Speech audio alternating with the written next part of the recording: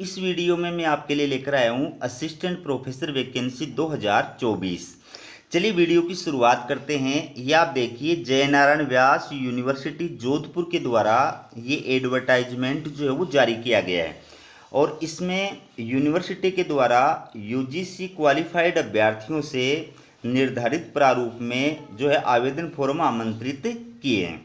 ये guest faculty जो है पोस्ट हैं और यूनिवर्सिटी ने सेल्फ फाइनेंसिंग स्कीम यानी एसएफएस यानी स्व वित्त पोषित योजना, इस योजना के तहत अलग अलग सब्जेक्ट के अंदर जो है ये विज्ञापन जारी किया है।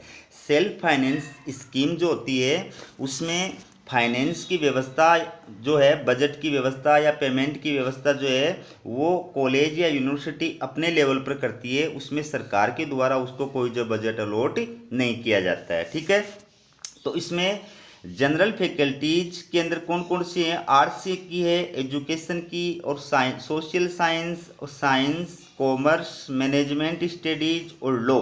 ये अलग अलग जो है फैकल्टीज के अंदर अलग अलग सब्जेक्ट हैं। कौन कौन से सब्जेक्ट है वो भी मैं आपको इसके अंदर बताऊंगा। तो इसमें आपको आवेदन जो करना है वो ऑफलाइन करना है। आवेदन फॉर्म का प्रारूप भी इसके अंदर मैं आपको दिखाऊंगा। ठीक है, तो आपको ऑफलाइन आवेदन करना है।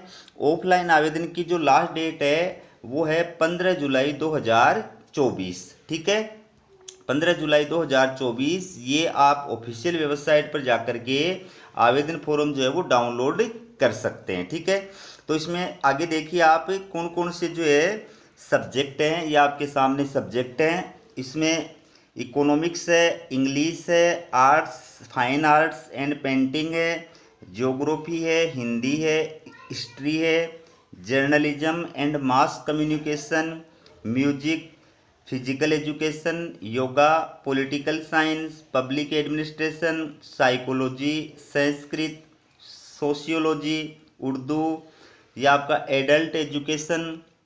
और इसके अलावा जो है वुमेन एंड स्टडीज सेंटर। ठीक है, इसके बाद में ये defence and strategic studies, accounting, business administration, business finance and economics, management studies और ये BBA course in commerce faculty और लॉ। ठीक है, अब इनके सामने जो है ये दिया हुआ है कि आपको जिस विषय के लिए आप अप्लाई कर रहे हैं उस विषय का आवेदन फॉर्म संबंधित कॉलम के सामने जो दिया हुआ है उसके नाम से आपको भेजना है। फॉर एग्जाम्पल आप लॉ के लिए आवेदन कर रहे हैं तो आपको अपना आवेदन फॉर्म किसके नाम से भेजना है? The head department of law, Jainarayan Vyas university Jodhpur, इस नाम से आपको भेजना है। ठीक है, इसके बाद में और भी सब्जेक्ट हैं, टोटल 36 सब्जेक्ट हैं। Botany, chemistry, geology, home science, mathematics and statics, psychology, zoology, pharmacy course है, बीसीए है, बोर्ड ऑफ स्पोर्ट्स। ठीक है, ये सारे सब्जेक्ट हैं। तो जिस भी सब्जेक्ट के लिए आप अप्लाई कर रहे हैं उसके सामने जो एड्रेस लिखा हुआ है उसी के नाम से आपको जो है अपना आवेदन फॉर्म भेजना है। ठीक है, अब बात करें क्वालिफिकेशन की, तो इसमें अलग अलग जो है फैकल्टी के लिए अलग अलग तरीके से क्वालिफिकेशन बताई गई है, लेकिन मैं आपको कंबाइंड जो क्वालिफिकेशन है वो बता देता हूँ कि जिस विषय में आप अप्लाई कर रहे हैं उस विषय में या संबद्ध विषय में 55% मार्क्स के साथ में आपके पास में मास्टर डिग्री होनी चाहिए, यानी पीजी की डिग्री होनी चाहिए। अब इसके साथ साथ जो विश्वविद्यालय अनुदान आयोग होता है यूजीसी या फिर सीएसआईआर के द्वारा जो राष्ट्रीय पात्रता परीक्षा आयोजित की जाती है नेट, ठीक है, वो आप क्वालिफाइड होने चाहिए। अगर आप नेट क्वालिफाइड नहीं है तो जो स्टेट पात्रता परीक्षा होती है सेट या स्लेट, वो आप क्वालिफाइड होने चाहिए। या फिर आप यूजीसी रूल्स 2009 या 2016 के अकॉर्डिंग जो है पीएचडी या एमफिल क्वालिफाइड होने चाहिए। ठीक है, अब ऐसे अभ्यर्थी जिनकी पीएचडी की जो डिग्री है वो 11 जुलाई 2009 से पहले की है, या फिर जिनकी पीएचडी का जो रजिस्ट्रेशन है वो जुलाई 11 2009 से पहले का है, डिग्री भले उनको बाद में दी गई हो, उनको क्या करना है? उनको संबंधित यूनिवर्सिटी के डीन या फिर रजिस्ट्रार के द्वारा, ठीक है, सत्यापित एक जो है प्रमाण पत्र प्रस्तुत करना होगा। वो प्रमाण पत्र, ये 5 बिंदु जो है, इन 5 बिंदुओं को प्रमाणित किया जाएगा। ठीक है। इन 5 बिंदुओं को सत्यापित करने वाला एक प्रमाण पत्र अगर वो प्रस्तुत करता है तो ही उसकी पीएचडी या एमफिल की डिग्री जो है वो वैलिड होगी। ठीक है। या फिर आप इस आधार पर भी अप्लाई कर सकते हैं कि अगर आपकी जो पीएचडी की डिग्री है वो वर्ल्ड की टॉप 500 रैंक में आने वाली किसी यूनिवर्सिटी से अगर आपने की है तो भी आप जो है असिस्टेंट प्रोफेसर के लिए अप्लाई कर सकते हैं। ठीक है। तो ये अलग अलग जो है सब्जेक्ट के लिए अलग अलग योग्यताएं दी गई हैं, इसमें आप देख सकते हैं। बाकी कंबाइंड जो योग्यता होती है वो मैंने आपको बता दी है। ठीक है। बाकी आप सब्जेक्ट के हिसाब से अलग अलग जो है इसको देख सकते हैं। ये आपके सामने दिया हुआ है और इसमें किस प्रकार से आपका सिलेक्शन होगा वो भी चीज़ मैं आपको बताऊंगा। पूरा वीडियो जो है आप ध्यानपूर्वक देखिएगा। ये आप देखिए, आपको आवेदन जो है वो ऑनलाइन नहीं करना है, ऑफलाइन करना है। अब इसमें ये देखिए आपका सिलेक्शन कैसे होगा।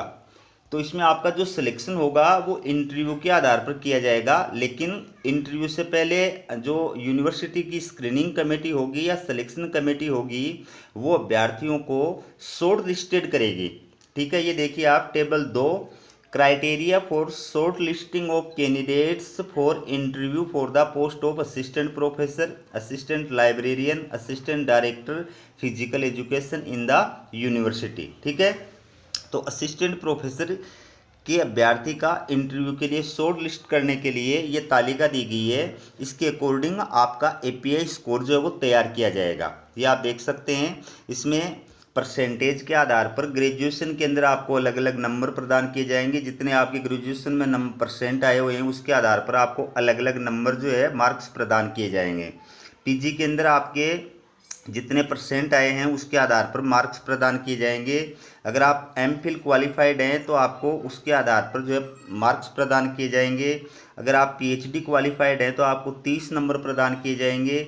अगर आप नेट विथ जेआरएफ क्वालिफाइड हैं तो आपको 7 नंबर प्रदान किए जाएंगे। अगर आप सिर्फ नेट क्वालिफाइड हैं तो आपको 5 नंबर प्रदान किए जाएंगे। अगर आप सेट या स्लेट क्वालिफाइड हैं तो आपको 3 नंबर प्रदान किए जाएंगे। ठीक है। अगर आपने रिसर्च पेपर पब्लिश कर रखा है तो आपको अधिकतम 10 नंबर प्रदान किए जाएंगे। एक रिसर्च पेपर के आपको 2 नंबर प्रदान किए जाएंगे, लेकिन आपका जो रिसर्च पेपर है वो यूजीसी लिस्टेड जर्नल्स जो हैं उनके अंदर पब्लिश किया हुआ होना चाहिए। इसके अलावा टीचिंग एक्सपीरियंस के आपको अधिकतम 10 नंबर प्रदान किए जाएंगे। 1 साल के टीचिंग एक्सपीरियंस के आपको 2 मार्क्स प्रदान किए जाएंगे। इसका मतलब आप अधिकतम 5 साल का ही टीचिंग एक्सपीरियंस जो है वो लगा सकते हैं। बात करें अवार्ड की तो इंटरनेशनल या नेशनल लेवल का कोई अगर अब आपको अवार्ड मिला हुआ है तो आपको अधिकतम 3 नंबर प्रदान किए जाएंगे। स्टेट लेवल का कोई अवार्ड आपको मिला हुआ है तो अधिकतम 2 नंबर प्रदान किए जाएंगे। लेकिन इसमें आपको ये भी ध्यान रखना है कि अगर आप एमफिल और पीएचडी दोनों क्वालिफाइड हैं तो भी आपको 30 नंबर से ज़्यादा प्रदान नहीं किए जाएंगे। अगर आप जेआरएफ, सेट और नेट तीनों या दोनों क्वालिफाइड हैं तो भी आपको 7 नंबर से ज़्यादा प्रदान नहीं किए जाएंगे। और आपको कितने भी प्रकार के कितनी भी श्रेणी के अवार्ड मिले हुए हैं तो भी आपको 3 नंबर से ज़्यादा प्रदान नहीं किए जाएंगे। इस प्रकार से आपका जो टोटल एपीआई स्कोर बनेगा वो 100 नंबर का बनेगा, जिसमें एकेडमिक जो स्कोर होगा 80 नंबर का होगा, रिसर्च पब्लिकेशन का 10 नंबर का होगा और टीचिंग एक्सपीरियंस का 10 नंबर का होगा। ठीक है। इस प्रकार से आपका एपीआई स्कोर तैयार किया जाएगा। एपीआई स्कोर के आधार पर आपको शॉर्ट लिस्टेड किया जाएगा। शॉर्ट लिस्टेड किए गए अभ्यर्थियों को यूनिवर्सिटी के द्वारा इंटरव्यू कॉल किया जाएगा। तो अगर आप इंटरव्यू के लिए कॉल किए जाते हैं उस समय आपको अपने सारे जो ओरिजिनल डॉक्यूमेंट्स हैं, शैक्षणिक डॉक्यूमेंट्स, प्रशैक्षणिक डॉक्यूमेंट्स, अन्य जो डॉक्यूमेंट्स हैं वो सारे डॉक्यूमेंट्स आपको लेकर के उपस्थित होना है। अब ये आपके एप्लीकेशन का जो है वो प्रारूप दिया गया है। ठीक है। ये आपको यूनिवर्सिटी की ऑफिशियल वेबसाइट पर जाकर के डाउनलोड करनी है और इसके अंदर जो जो डिटेल पूछी गई हैं ये सारी जो डिटेल हैं वो आपको फिलअप करनी है और संबंधित जो डॉक्यूमेंट्स हैं वो सेल्फ अटेस्टेड करके आवेदन फॉर्म के साथ में आपको अटैच करना है। और जिस विषय के लिए अप्लाई कर रहे हैं उसके जो एचओडी हैं उनके नाम से आपको जो है आवेदन फॉर्म भेजना है। ठीक है।